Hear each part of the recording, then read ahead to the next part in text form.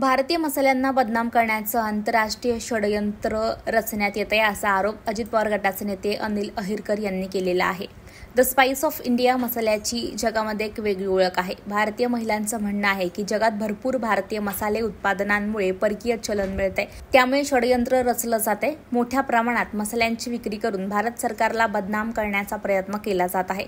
आमचा राग मुख्यत्वे चायनावर आहे। आपल्या देशात मोहरीचं तेल वर्षानुवर्ष वापरलं जातंय, ज्यावर काही देशांनी बंदी घातली होती, ती हानिकारक आहे। हे षडयंत्र आहे। तांदूळ आणि दुग्धजन्य पदार्थ, हिरव्या भाज्या किंवा मासे यांच्याकडेही संशयानं पाहिलं जातं। आपल्या देशात FSSAI संस्थेनं मसाले आणि खाद्यपदार्थांची तपासणी केली आहे आणि परदेशातील आरोप मान्य केलेत। ही एक मोठी उपलब्धी आहे। शहरांमध्येही अन्न व औषध चाचणी विभागाकडून खाद्यपदार्थांची नियमित तपासणी केली जाते, त्यामुळे खाद्यपदार्थ खरेदी करताना लोकांचा आत्मविश्वास वाढतोय। अनिल अहिरकर यांनी नागपुरात आज माध्यमांशी संवाद साधला तेव्हा त्यांनी आपलं मत व्यक्त केलेलं आहे। भारतामध्ये 2-3 दिवसापासून मी बघतो आहे भारतीय मसाल्यांना बदनाम करण्याचं षडयंत्र चाललेलं आहे।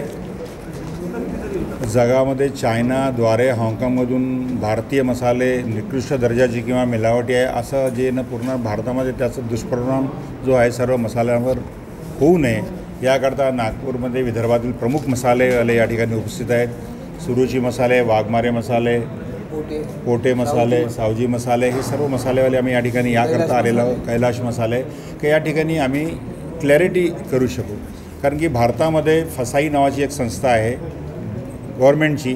ते सर्व प्रॉडक्ट खाद्यपदार्थ जे आहे ते पास केल्याशिवाय कोणत्याही पॅकिंगमध्ये जात नाही। विदर्भामध्ये नागपूरमध्ये सुद्धा आपली महाराष्ट्र गव्हर्नमेंटची एक संस्था आहे फूड अँड सेफ्टी डिपार्टमेंट, तिथेसुद्धा आमचे प्रत्येक बॅचचं जे प्रॉडक्ट आहे ते पास होऊनच मार्केटमध्ये जातात।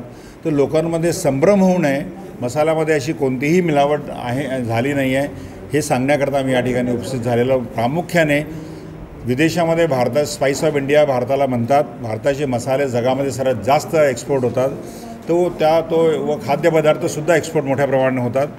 तर ते कुठेतरी कमी व्हावे। भारताला फॉरेन करन्सी ज्याच्यामुळे सर्वात जास्त मिळते त्याच्यावर परिणाम व्हावा म्हणून काही हे षडयंत्र रचण्यात आलेलं आहे, असं काहीच नाही आहे। सर्व ब्रँडेड मसाले जे आहेत ते पास होऊनच मार्केटमध्ये येतात व हे तुम्ही समाज माध्यमापर्यंत पोहोचवावे अशी माझी तुम्हाला विनंती आहे। कोणत्या मसाल्यावर नाही, एव्हरेस्ट नाही, एव्हरेस्ट आणि MDH पर्टिक्युलर एव्हरेस्ट सर्व प्रोडक्ट हां, त्यामध्ये 2 प्रॉडक्टवर त्यांनी पर्टिक्युलर बॅच नंबर जो असतो त्या बॅच नंबरवरून बाहेरून त्यांनी म्हटलं की यामध्ये अमुक मिलावट आहे, पण आपल्या देशातली प्रमुख कंपनी फसाई आहे। त्यांनी त्याचं इन्व्हेस्टिगेशन केल्यावर असं काहीच आढळलेलं नाही। काल परवाच्या पेपरमध्ये सर्व क्लिअर आलेलं आहे।